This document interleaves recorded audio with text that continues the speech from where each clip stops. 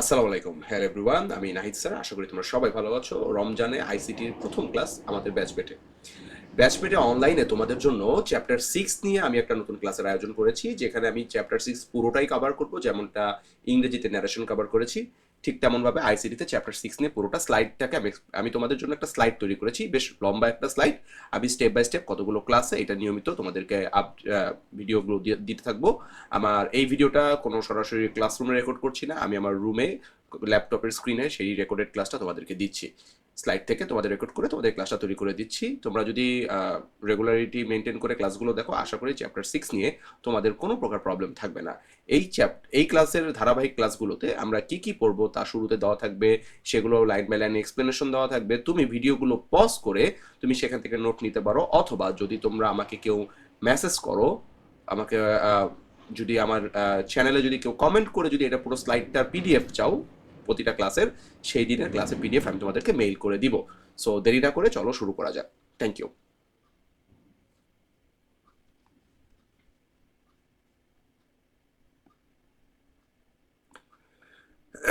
এখন আমরা চলে আসতেছি আমাদের মূল পেজে, আমাদের যেখানে ভিডিওটা রেডি করা আছে, স্লাইডটা রেডি করা আছে।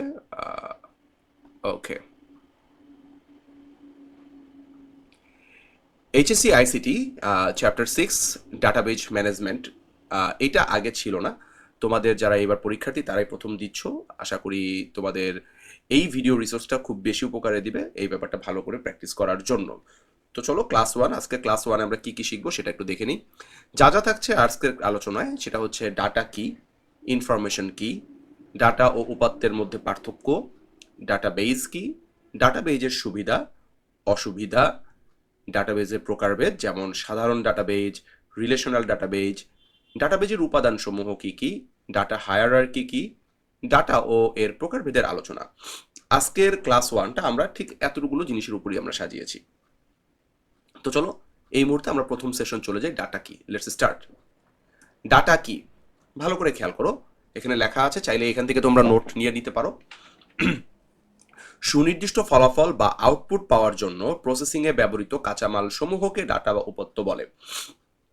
সুনির্দিষ্ট ফলাফল বা আউটপুট পাওয়ার জন্য প্রসেসিংয়ে ব্যবহৃত কাঁচামাল সমূহকে বা ডাটা বা উপাত্ত বলে। অর্থাৎ কোনো ব্যাপারে তুমি পরিপূর্ণ ধারণা নিবা, এই ধারণা নেওয়ার জন্য যে সকল ছোট ছোট ছোট ছোট তথ্যকণিকা আমরা সংগ্রহ করি সেটাই হচ্ছে ডাটা।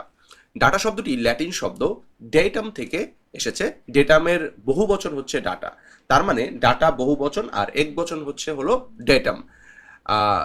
এটা হলো ডেটাম শব্দের অর্থ হচ্ছিল তথ্যের একটি উপাদান। অর্থাৎ তথ্যের কোনো একটি উপাদানকে ল্যাটিন ভাষায় বলা হয় ডেটাম, তথ্যের অনেকগুলো উপাদানকে ল্যাটিন ভাষায় বলা হয় ডাটা। ঠিক আছে, বা ডেটা। এখন একটু খেয়াল করো নিচে কি লেখা আছে, প্রক্রিয়াকরণের মাধ্যমে ডাটাকে তথ্যে রূপান্তর করা হয়। আচ্ছা, তুমি যখন কোনো কিছু প্রসেস করবা, অর্থাৎ তুমি ডাটা কালেক্ট করলা কোনো একটা ঘটনা থেকে, কোনো একটা প্রেক্ষাপট থেকে তুমি ডাটা কালেক্ট করলা, সেটাকে তুমি প্রক্রিয়াকরণ করবা, তার মানে সেই ডাটাগুলোকে তুমি প্রসেস করবা। প্রসেস করে আলটিমেটলি তুমি তথ্য বা ইনফরমেশন তৈরি করতে পারবা। তাহলে এখানে আমরা যাই জানলাম সেটা কিন্তু ডাটা। ডাটা এখনো ইনফরমেশন হয়নি, ডাটাকে আমরা প্রসেস করার পরে ইনফরমেশন পাবো। চলো আমরা ইনফরমেশন বা তথ্য সম্পর্কে আমরা এবার ধারণা নিই। ইনফরমেশন কি? ইনফরমেশন, যার বাংলা হলো তথ্য। ইনফরমেশন বা তথ্য হলো প্রক্রিয়াজাতকৃত ডাটা বা সাজানো ডাটা। অর্থাৎ তুমি যখন ডাটা কালেক্ট করার পর সেটাকে প্রসেস করবা, প্রক্রিয়াজাত করবা, অথবা সুন্দর করে সাজাবা, যা কোনো নির্দিষ্ট অর্থ বহন করে এবং ব্যবহারকারীর কাছে তা গ্রহণযোগ্য বা উপকারী হিসেবে বিবেচিত হয়। তাহলে তুমি র্যান্ডম কিছু ডাটা কালেক্ট করলা, সেটাকে সুন্দর করে সাজালা, সেটাকে সুন্দর করে অ্যানালাইসিস করে অর্থপূর্ণভাবে একটা অ্যারেঞ্জমেন্ট করলা, তারপর যে মিনিংটা তৈরি হবে, যেটা একজন ব্যবহারকারী সেটা থেকে বুঝবে, সেটা থেকে বুঝে উপকৃত হবে, সেটাকে তখন বলা হবে ইনফরমেশন। তাহলে প্রাথমিক পর্যায়ে কোনো একটা সিনারিও থেকে আমরা ডাটা কালেক্ট করছি, সেই ডাটাকে আমরা সুন্দর করে প্রসেস করার পরে সেখান থেকে আমরা ইনফরমেশন বা তথ্য পাচ্ছি। ওকে, এবার কথাটাকে আরেকটু সুন্দর করে পরীক্ষায় লেখার উপায়ে বলি। আগোছালো বা কাঁচা ডাটাকে যখন প্রসেস করে একটি অর্থপূর্ণ রূপ দেওয়া হয় তখন তাকে ইনফরমেশন বলে। তুমি এই সংজ্ঞাটা লিখলে তুমি সহজে মার্কস পেয়ে যাবা ইনফরমেশন সম্পর্কে, কারণ এটা একটা কমপ্লিট এবং খুবই ক্লিয়ার একটা ডেফিনিশন ইনফরমেশন সম্পর্কে। তুমি উপরেরটাও দিতে পারো, নিচেরটাও দিতে পারো। ঠিক আছে, অর্থাৎ এলোমেলো ডাটাকে যখন তুমি প্রসেস করে একটা পরিপূর্ণ অর্থপূর্ণ একটা রূপ দিবা তখন সেটাকে বলা হবে ইনফরমেশন। ওকে, আমরা এখন নেক্সট স্লাইডে চলে যাই। ইনফরমেশনের বৈশিষ্ট্য কি? ইনফরমেশনের তোমার তিনটা বৈশিষ্ট্য থাকবে। এক, অর্থপূর্ণতা থাকতে হবে। দুই, নির্ভুলতা থাকতে হবে। তিন, প্রাসঙ্গিকতা থাকতে হবে। অর্থপূর্ণতা কি? এটি অবশ্যই ব্যবহারীর কাছে বোধগম্য হতে হবে। অর্থাৎ তুমি যখন কোনো ডাটা ব্যবহার করবা, সেটা ইনফরমেশন তৈরি করবা, সেই ইনফরমেশনটা যেন একজন ব্যবহারকারী পড়েই বুঝতে পারে। এমন হলো যে তুমি ডাটা থেকে প্রসেস করলা, সেটা তুমি ইনফরমেশন বানাইলা, কিন্তু এটা একজন ব্যবহারকারী পড়ে বুঝতে পারতেছে না, সেটাকে অ্যাকচুয়ালি তুমি কমপ্লিটলি ইনফরমেশন বলতে পারবা না। তার মানে সেখানে ঘাটতিটা কি হয়েছে? সেখানে ঘাটতিটা হলো ডাটাটা প্রসেস হয় নাই। এবার আসো নির্ভুলতা। সঠিক তথ্যের উপর ভিত্তি করে সঠিক সিদ্ধান্ত নেওয়া যায়। তুমি ডাটা থেকে যে ইনফরমেশন তুমি জেনারেট করবা, ইনফরমেশনটার একটা বৈশিষ্ট্য হতে হবে যে এটা তোমাকে সঠিক ডিসিশন দিতে, পারফেক্ট ডিসিশন দিতে তোমাকে সাহায্য করবে। তুমি ডাটার বিভিন্ন, মনে করো কোনো একটা ওয়েদার, আবহাওয়ার বিভিন্ন তুমি ডাটার, মানে আবহাওয়া অধিদপ্তরের বিভিন্ন কিছু স্কেল তারা, প্যারামিটার তারা মাপে, মাপার পর তারা অ্যানালাইসিস করে একটা ইনফরমেশন দেয় যে আগামীকাল এত বেগে ঝড় হতে পারে এরকম। তো তোমার যদি ধারণা, ডাটা প্যারামিটার মানে প্যারামিটার বা ছোট ছোট তথ্য কণাগুলো তুমি কালেক্ট করার পর সেটা যদি তুমি পরিপূর্ণ একটা ধারণা না দাও এবং এটা যদি সঠিক সিদ্ধান্ত নিতে না পারো, তাহলে সেই ইনফরমেশনটা গ্রহণযোগ্যতা পায় না। তার মানে ডাটাকে তুমি যখন প্রসেস করে ইনফরমেশন তৈরি করবা, সেই ইনফরমেশন একজন যখন ব্যবহারকারী যখন সেটা গ্রহণ করবে, সেখান থেকে সে যেন সিদ্ধান্ত গ্রহণ করার ক্যাপাসিটি অর্জন করতে পারে, সঠিক সিদ্ধান্ত নিতে পারে। এইটা ইনফরমেশন অন্যতম একটা বড় বৈশিষ্ট্য। এবার আসো প্রাসঙ্গিকতা। এটি সময় এবং প্রয়োজনের সাথে মিল থাকতে হবে। ইনফরমেশনের আরেকটা বড় ফিচার হলো এটা সময় উপযোগী হতে হবে এবং এটা তোমার নিড, যেটা তোমার প্রয়োজন, যেটা সেটা তোমাকে মিট করতে হবে। যেমন তোমাকে আমি যদি বলি যে আমি এই এলাকায় একটা, মনে করো যে আমি এই এলাকায় একটা রেস্টুরেন্ট বিজনেস দিচ্ছি, ঠিক আছে? তো আমার এখানে আমি এখন ডাটাবেস কালেক্ট করবো, আমি নতুন রেস্টুরেন্ট দিচ্ছি, এই রেস্টুরেন্টে কি করবে, আমার এই এলাকার কাস্টমারদেরকে টার্গেট করতে হবে। এখন আমি সময় উপযোগী, এখন আমি এমন জায়গা থেকে তথ্য কালেক্ট করলাম যেটা 2010 সালে এই এলাকায় বসবাসকারী লোকদের ফোন নাম্বার কালেক্ট করা। এক জায়গায় ডাটা আছে 2010 সালে বসবাসকারী লোকদের ফোন নাম্বার। তো সেইটা নিয়ে যদি আমি মার্কেটিং করতে যাই, ডেফিনেটলি আমার জিনিসটা এখন কাজে দেবে না, এখন এটা সময় উপযোগী না। 10 বছর, এখন 2026, তাহলে 16 বছর আগের পুরানো তথ্য আমি যদি ইনফরমেশন আমি যদি এখন কালেক্ট করে ব্যবহার করি, সেটা আমার জন্য উপযোগী হবে না। কেউ এলাকা থেকে শিফট করবে, কেউ থাকবে না, কেউ বিদেশ চলে যাবে, কেউ মারা যেতে পারে, কেউ ফোন নাম্বার চেঞ্জ করতে পারে। তো ডাটাটা অবশ্যই সময় উপযোগী হতে হবে, যে যেই সময় তুমি ডাটাটাকে তুমি ইনফরমেশন হিসেবে ব্যবহার করবা, সেটা যেন সেই সময়েরই ডাটা হয়। এটা একটা তথ্য। আরেকটা হচ্ছে যে তোমার প্রয়োজনের সাথে মিল রেখে। এখন মনে করো, এখন আমি যদি মনে করো যে একটা স্পোর্টসের একটা শোরুম দিচ্ছি, হ্যাঁ, স্পোর্টস ইনস্ট্রুমেন্টসের বিভিন্ন খেলার সরঞ্জামের। তো সেখানে আমার টার্গেট কাদের থাকবে? আমার টার্গেট কি মিডল এজ বা যাদের এজ হচ্ছে মোর দেন 50, তাদেরকে আমরা মূলত টার্গেট করবো না। আমরা ডেফিনেটলি টার্গেট করবো ইয়াংদের, তরুণদের, হ্যাঁ, স্কুল থেকে কলেজ, ভার্সিটি, এই লেভেলদের যারা স্পোর্টস এনথুসিয়াস্ট আছে তাদেরকে। তো আমার এখানে ডাটা যদি আমি কালেক্ট করি, ইন জেনারেল ডাটা কালেক্ট করি একজন মুদি দোকানদারের, একজন সাধারণভাবে টিচারের, একজন হলো সেলসম্যানের, একজন উবার ড্রাইভারের, তারা মূলত খেলাধুলা স্পোর্টস অ্যাক্টিভিটির সাথে জড়িত থাকে না। তো আমার সেই ডাটা কালেক্ট করলে সেটা আমার প্রয়োজনকে মিট আপ করবে না। তাহলে আমার ডাটা থাকতে হবে, ইনফরমেশন যেটা, সেটার প্রাসঙ্গিকতা থাকতে হবে, যেটা আমার কাজে দেবে। তাহলে আমরা ইনফরমেশনের মূল বৈশিষ্ট্য পেলাম। ইনফরমেশন অর্থপূর্ণ হতে হবে, ইনফরমেশন নির্ভুল হতে হবে যাতে আমরা সিদ্ধান্ত গ্রহণ করতে পারি, এবং ইনফরমেশন প্রাসঙ্গিক হতে হবে। ঠিক আছে? এটাই হচ্ছে ইনফরমেশনের মূল বৈশিষ্ট্য। চলো আমরা এরপর পরের স্লাইডে চলে যাই। আমরা ইনফরমেশনের একটা উদাহরণ দেখব। একটি ক্লাসের পরীক্ষার নম্বরগুলো হলো 80, 70 এবং 90। এগুলো এই অবস্থায় শুধু ডাটা আকারে আছে, ঠিক আছে? কিন্তু যখন তোমাকে বলা হবে যে এইগুলোকে খেয়াল করে দেখো, 80, 70, 90 মার্কসটা খেয়াল করো, এগুলো থেকে আমরা যখন এটা বানাবো যে করিম গণিতে 80, ইংরেজিতে 70 এবং বাংলায় 90 পেয়েছে, তখন এটা ডাটা থাকে না, তখন এটা ইনফরমেশন হয়ে যায়। এখন তুমি বুঝতে পারতেছো যে 80 জিনিসটা কি। এখানে এখানে কি 80 কোনো একটা বয়স, নাকি কোনো একটা টোকেন নাম্বার, নাকি কোনো একটা অ্যাড্রেস, নাকি অন্য কোনো কিছু? 80 একটা ছেলে যার নাম করিম, তার গণিতে প্রাপ্ত মার্কস। ঠিক একইভাবে 70 ইংরেজিতে প্রাপ্ত মার্কস এবং বাংলায় 90। তাহলে তুমি এই ডাটাগুলোকে তুমি প্রসেস করার পর এই লাইনটা পেয়েছো, এটা এখন ইনফরমেশন। কারণ এটি দেখে করিমের ফলাফল সম্পর্কে ধারণা পাওয়া যাচ্ছে। অর্থাৎ এইটা দেখে তুমি কিন্তু কোনো ধারণা পাচ্ছ না, বাট এইটা থেকে তুমি যখন প্রসেস করে এই স্টেটমেন্টটা তৈরি করতেছো, তখন কিন্তু করিম কেমন রেজাল্ট করেছে তার সম্পর্কে তুমি একটা ধারণা ওভারঅল পেয়ে যাচ্ছ। ওকে, আশা করি ইনফরমেশন উদাহরণটা তোমরা এখন বুঝতে পেরেছো। চলো আমরা নেক্সট স্লাইডে যাই। সামারি হলো, এখন আমরা ডাটা আর ইনফরমেশন সম্পর্কে এক বাক্যে আমরা বুঝে নিব যে ডাটা কি, ইনফরমেশন কি। ডাটা হচ্ছে ইনপুট, আর ইনফরমেশন হচ্ছে সেই ইনপুটটা প্রসেস করলে যে আউটপুট পাওয়া যায়। ডাটা ইনপুট, ইনফরমেশন প্রসেস করা আউটপুট। ঠিক আছে, ওকে। আমরা এখন দেখব ডাটা এবং উপাত্তের পার্থক্য। প্রায়ই আসে, এটা কোশ্চেনে প্রায়ই আসে, বেশি ইম্পর্টেন্ট। চলো, উপাত্ত দেখো, ডাটার বাংলা কিন্তু উপাত্ত। আমি এখানে একটা ভুল আসছে, এখানে ডাটা আর তথ্য হবে। এখন আর এডিট করার সময় নেই, যেহেতু আমরা সরাসরি রেকর্ড করছি, একটু খেয়াল করবে, এটা আমি খেয়াল করি। ডাটা ও তথ্যের পার্থক্য হবে, এখানে তথ্য হবে। ডাটা আউটপুট পাওয়ার জন্য প্রসেসিং এ ব্যবহৃত কাঁচামালকে ডাটা বলে, যা আমরা একটু আগে সংজ্ঞায় দেখেছি। আর তথ্য হচ্ছে ডাটা প্রক্রিয়াকরণের পরবর্তী অর্থপূর্ণ ধাপকে তথ্য বলে। ডাটা যখন তুমি প্রক্রিয়া করবা, তার পরবর্তী ধাপটাই যে অর্থপূর্ণ ধাপটা তৈরি হবে, সেটাই হলো তথ্য। ডাটা বা উপাত্ত একটি একক ধারণা, এটা একটা একক বিষয়, এটা সামগ্রিক বিষয়ে কোনো ধারণা দেয় না। বাট ডাটা একটি সমষ্টিগত ধারণা, অনেকগুলো ডাটা মিলে একটা সমষ্টিগত অর্থ তৈরি করে দেয়। ঠিক আছে, এবার উপাত্ত পরিপূর্ণ ধারণা দেয় না। মানে উপাত্ত তুমি যখন জানবা, অর্থাৎ ডাটা কালেক্ট করে তুমি ডাটা দেখে আসলে অ্যাকচুয়ালি ওই যখন 80, 70, 90 দেখে তুমি পরিপূর্ণ ধারণা পাচ্ছ না, তথ্য পরিপূর্ণ ধারণা দেয়। ডাটা সরাসরি ব্যবহার করা যায় না, তুমি কোনো জায়গায় কালেক্টেড ডাটা নিয়ে তুমি সরাসরি অ্যাপ্লাই করতে পারবা না। আমি তোমাকে সিম্পলি বললাম যে আমার মনে করো যে ওই কোনো এলাকার ফোন নাম্বার দরকার। ঠিক আছে, কোনো এলাকার কোনো মানুষের কোনো এলাকায় মানে কতগুলো কমিউনিটির কোনো একজন লোক, একজন টিচার, একজন ডক্টর, একজন জার্নালিস্ট, একজন পুলিশ, একজন হলো এমপি, একজন হলো লয়ার, ইনাদের ফোন নাম্বার আমার একটা দরকার। আমি একটা অর্গানাইজেশন তৈরি করতেছি, তো আমার কাছে ফোন নাম্বার ডিরেক্টরি আছে, but I really don't know যে এই নাম্বারটা কার, ওই নাম্বারটা কার। আমি জাস্ট ডাটা হিসেবে ফোন নাম্বার কালেক্ট করলাম, সেটা কি আমার জন্য খুব কাজে দেবে? না। অর্থাৎ ডাটা সরাসরি ব্যবহার করা যায় না। বাট সেগুলো যদি বলি যে এই নাম্বারটা মিস্টার রহিমের, তিনি একজন ডক্টর, এই নাম্বারটা মিস্টার হাসানের, তিনি একজন ইঞ্জিনিয়ার, এই নাম্বারটা মিস্টার ইকবালের, তিনি একজন পুলিশ অফিসার, তাহলে আমি কিন্তু বুঝতে পারতেছি কোন সময় কোন কাজে আমার সেটা আমি ব্যবহার করতে পারবো। তাহলে সেখানে আমি সিদ্ধান্ত গ্রহণ করতে পারবো। আমি অসুস্থ হলে নিশ্চয়ই আমি ইঞ্জিনিয়ার সাহেবকে ফোন দিব না, তাই না? তাহলে ডাটা সরাসরি ব্যবহার করা যায় না, বাট তথ্য সরাসরি ব্যবহার করা যায়। ডাটার বিভিন্ন প্রকারভেদ আছে, ডাটা কিন্তু বিভিন্ন ধরনের হতে পারে, সেটাও আমরা এই ক্লাসে আজকে শিখবো। বাট ইনফরমেশনের কোনো ধরন নাই। আর একটা মজার ব্যাপার বলি, তোমরা অনেকে হয়তো বা এটা জানো, আবার হয়তো বা নাও জানতে পারো। ইনফরমেশন, এটা যে ইংরেজি শব্দ, এটার কিন্তু প্লুরাল হয় না। তুমি কিন্তু কখনো ইনফরমেশনস বলতে পারবে না। কোনো ব্যাপারে একটা তথ্য, সেটাও যেমন ইনফরমেশন। কোনো ব্যাপারে অনেকগুলো তথ্য তুমি কালেক্ট করলা, সেটাও সামগ্রিকভাবে ইনফরমেশন।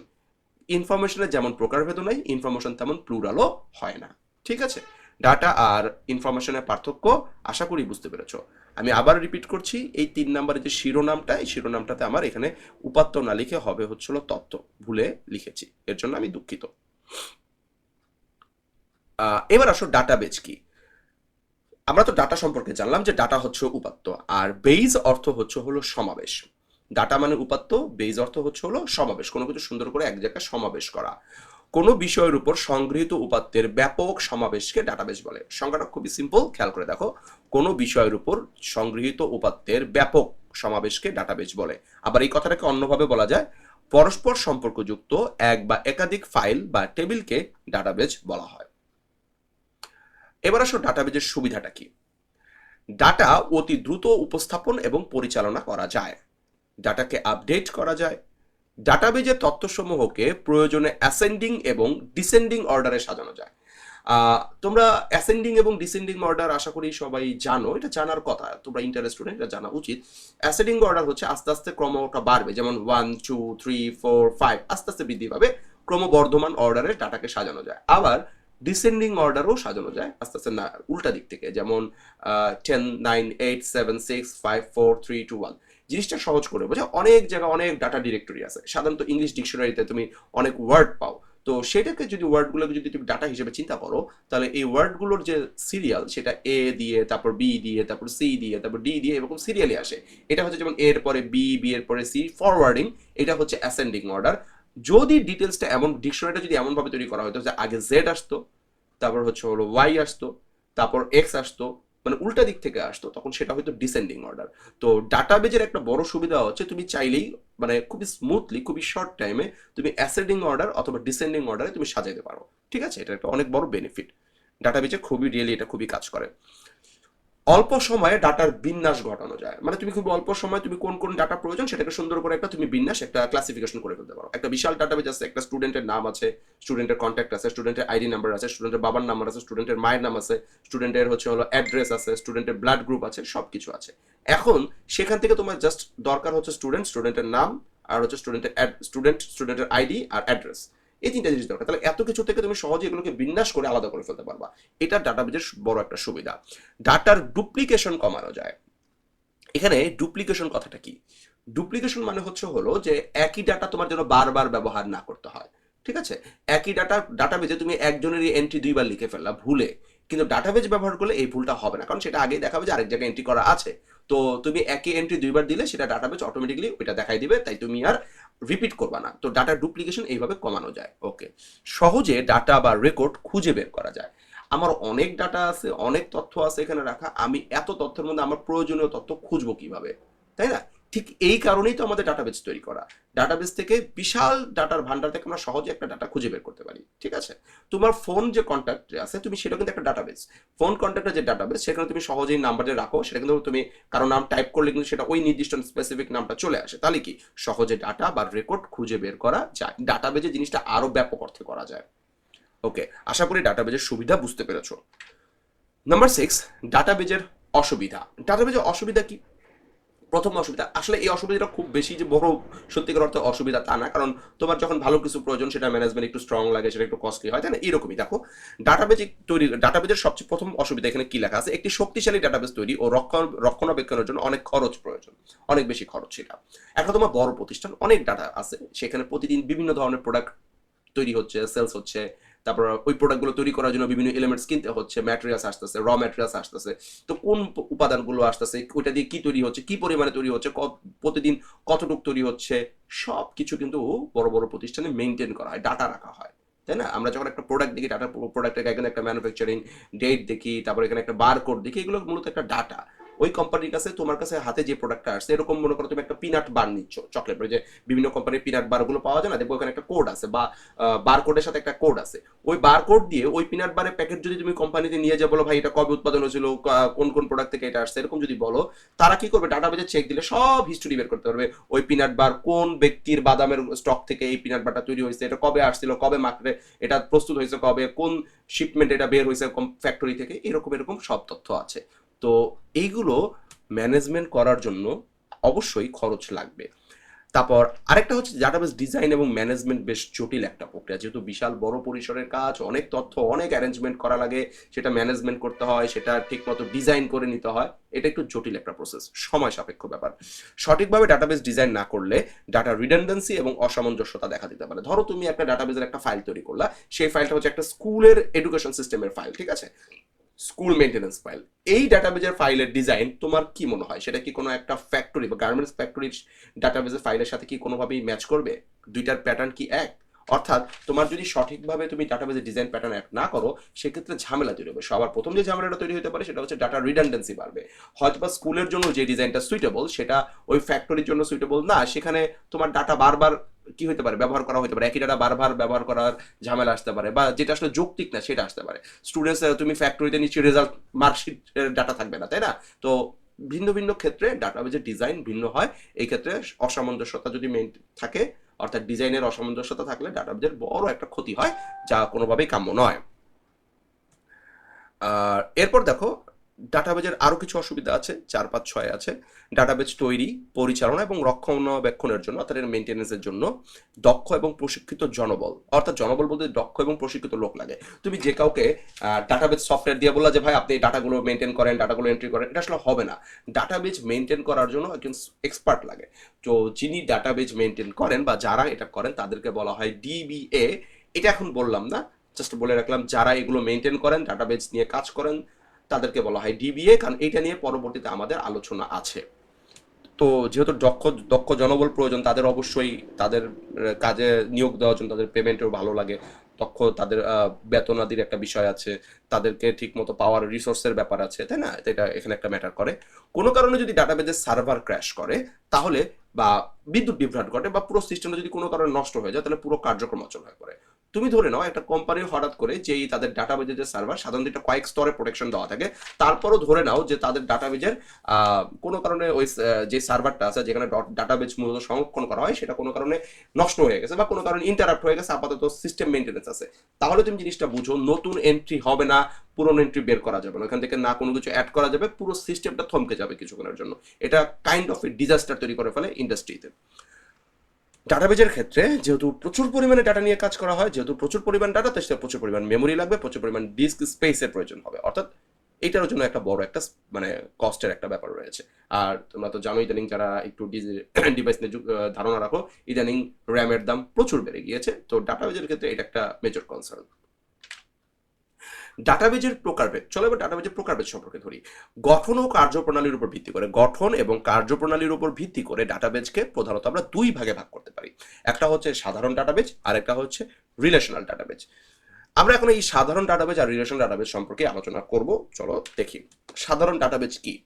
যে ডাটাবেজে সাধারণত একটি মাত্র টেবিল বা ফাইলে সব তথ্য সংরক্ষণ করা হয়, সেই ফাইলের সাথে অন্য কোনো ফাইলের বা টেবিলের সরাসরি কোনো সম্পর্ক থাকে না, তাদেরকে সাধারণ ডাটাবেজ বলে। অর্থাৎ একটা ফাইল থাকবে, এর মধ্যে সকল ডাটাবেজ থাকবে, আর কোনো ফাইলের সাথে এটা কানেক্টেড থাকবে না, একটা সিঙ্গেল ফাইলে সকল তথ্য সংরক্ষণ করা থাকবে, এটাকে বলা হয় সাধারণ ডাটাবেজ, বা ইংরেজিতে একটা নাম আছে ফ্ল্যাট ফাইল ডাটাবেজ বা এফএফডি।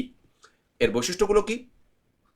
এটি এটি কেবল একটি মানে এটিতে কেবল একটি মাত্র টেবিল থাকবে, ডাটা সাজানোর জন্য একটি টেবিল থাকবে, তথ্যের মধ্যে কোনো সম্পর্ক তৈরি করা যাবে না। এটা মানে যেহেতু এটা সিঙ্গেল ফাইল টেবিল ডাটাবেস, অর্থাৎ সিঙ্গেল টেবিলে থাকবে, এটা একটা তথ্যের সাথে আরেকটা তথ্যের কোনো সম্পর্ক করা যাবে না, একই তথ্য বারবার লিখতে হবে, ডাটা রিডান্ডেন্সি বেশি হয়। সাধারণত তোমাদের এটা বুঝাই, তোমরা জিনিসটা বুঝতে পারবা।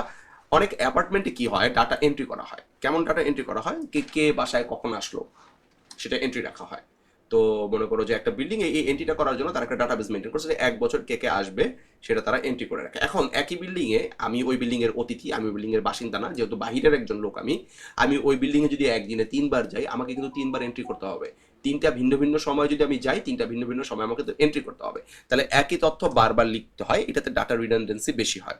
ছোট পরিসরে বা ব্যক্তিগত কাজের ক্ষেত্রে এটা উপযোগী। যেমন একটা বাসা বাড়িতে কে আসলো, একদিন নিচে বাসা বাড়িতে কয়েক হাজার লোক আসে না, 150-200 জন লোক আসে, এটা সারাদিন, আর ওই বাড়ির লোকেরাই বেশি থাকে, বাইরের অথবা অতিথি এক্সট্রা বাইরের লোক হয়তো বা 50 জন এরকম আসে, কিন্তু তাই না? তো ছোট পরিসরে বা ব্যক্তিগত কাজের জন্য এটা বেশ উপযোগী। যেমন মাইক্রোসফটের এক্সেল এর সাধারণ স্প্রেডশিট বা আমাদের যে নোটপ্যাড ফাইল, এগুলো সাধারণ ডাটাবেজ। হ্যাঁ, এটা হলো আমাদের রেগুলার কাজের জন্য। এখন আসি আমাদের যে ডাটাবেজটা আমাদের এই চ্যাপ্টারের সাথে মেইনলি যায় বা আমাদের মূল পড়া, রিলেশনাল ডাটাবেজ। যে ডাটাবেজ সিস্টেমে একাধিক টেবিলের মধ্যে তথ্যের সম্পর্ক স্থাপন করা হয় তাকে রিলেশনাল ডাটাবেজ বলে। অর্থাৎ এখানে একটা টেবিল থাকবে না, এখানে অনেকগুলো টেবিল থাকবে এবং এদের সাথে একটা মার্জিং থাকবে, একটা থেকে আরেকটা তথ্য সমন্বয় করা হবে এবং তখন আবার নতুন তথ্য পাওয়া যাবে।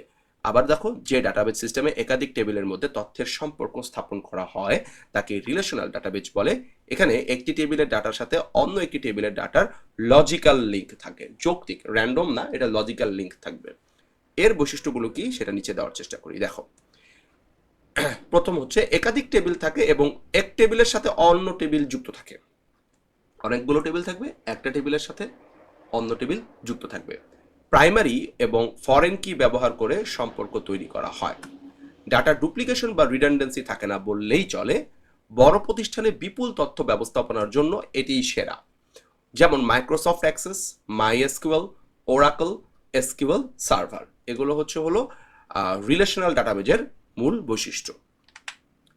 ওকে, আমার মনে হয় তোমরা এই জায়গায় আমার ছবি থাকার কারণে এখানকার লেখাগুলো দেখতে পারো না, বাট এটা দেওয়াটা জরুরি। তোমাদের যদি কারো এখান থেকে কোনো কিছু দেখতে অসুবিধা হয় আমাকে কমেন্ট করবা, আমি তোমাদেরকে মেইলে এটার পিডিএফ কপিটা দিয়ে দেবো, ঠিক আছে? ডাটাবেজ বা তথ্যের ভান্ডার তৈরি হয় কয়েকটি মৌলিক উপাদান নিয়ে। এই উপাদানগুলো ছোট থেকে বড় একটি নির্দিষ্ট ক্রমানুসারে সাজানো। অর্থাৎ ডাটাবেজ যে আমরা যে তৈরি করি বা তথ্যের যে বিশাল ভান্ডার তৈরি করি, এটা একটা কতগুলো মৌলিক উপাদান থাকে। তো এই উপাদানগুলোকে নির্দিষ্ট ক্রমানুসারে সাজানো হয়। যেমন ক্রম বলতে কি সিরিয়াল আকারে হয়। প্রথমে হয় ডাটা, তারপরে হয় ফিল্ড, তারপরে হয় রেকর্ড, তারপরে হয় টেবিল, তারপরে হয় গিয়ে ডাটাবেজ। একদম বিট থেকে ডাটাবেজ পর্যন্ত। এখন এখানে দেখো, এখানে কিন্তু আমি ডাটা বলি নাই, বলছি বিট, আর এখানে কিন্তু বিট লিখি নাই। কেন? কারণ এই ডাটার পরেও কিন্তু, ডাটার আগেও কিন্তু কতগুলো ভাগ আছে, সেটা এখানে মূল কথায় আসে নাই, তাই আমরা দিই নাই, বাট পরে দেখবো। ডাটাকে ভাঙলে পাওয়া যায় বাইট, বাইটকে ভাঙলে আবার পাওয়া যায় বিট। একদম বিট থেকে ডাটাবেজ পর্যন্ত ধারাবাহিক যে সন্নিবেশ তাকে ডাটা হায়ারার্কি বলা হয়। ডাটা হায়ারার্কি, এই হায়ারার্কি শব্দটা কিন্তু তোমরা আগেও পাইছো। এইচটিএমএল এ যখন তোমরা ট্রি স্ট্রাকচার পড়ছো, এটাকে আরেক ট্রি স্ট্রাকচারের আরেকটা নাম হচ্ছে হলো হায়ারার্কি, ঠিক আছে? একটার পর একটা ব্রাঞ্চের মতো, এটা হচ্ছে হায়ারার্কি। Okay, on next. যেমন দেখো, ওকে, ডাটাবেজ, এই যে ডাটা হায়ারার্কি, ডাটাবেজ থেকে শুরু করে file, record, field, byte, bit এর ধারাবাহিক সংগঠনকে ডাটা হায়ারার্কি বলে। ডাটাবেজ থেকে শুরু করে file, record, field, byte, bit, এখানে দেখো আমি কিন্তু ডাটা লিখি নাই, কারণ ফিল্ডের ভিতরে যা থাকে সেটাই কিন্তু ডাটা। ডাটাবেস থেকে শুরু করে file, record, field, byte, bit এর ধারাবাহিক সংগঠনকে ডাটা হায়ারার্কি বলে। আমরা কিন্তু এই ফাইল, রেকর্ড, ফিল্ড সম্পর্কে আরো ডিটেলস পড়বো। চলো আগে ডাটা হায়ারার্কি এখানে আমরা আলোচনা করি। ধরো এটা একটা ডাটাবেজ, কলেজের ডাটাবেজ, কোনো একটা কলেজের ডাটাবেজ।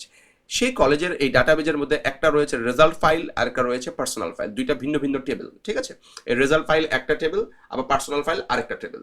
তো এই রেজাল্ট ফাইলের মধ্যে, এই যে ফাইল বা টেবিল, এটাকে আমরা দেখো এখানে লিখে রাখছি ফাইল বা টেবিল কি।